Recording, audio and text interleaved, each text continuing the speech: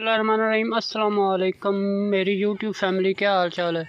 उम्मीद है तुसी ठीक ठाक सो। अलहमदुलिल्लाह मैं भी ठीक हाँ। तकरीबन 6 बजे का टाइम है तो वेखो मुंजी काश्त करके मुंजी की कटाई करके तो उस बाद वेखो जमीन पराली अग लाई हुई उन्होंने तो बड़ा प्यारा माहौल बनया हुआ तुसी वेख सकते ने।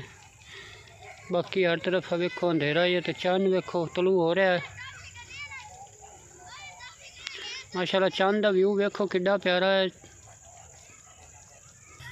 माशाल्लाह देखो जी किड्डा खूबसूरत नज़ारा है। अग लगी है धुआं ते शाम का टाइम है मगरब तो बाद।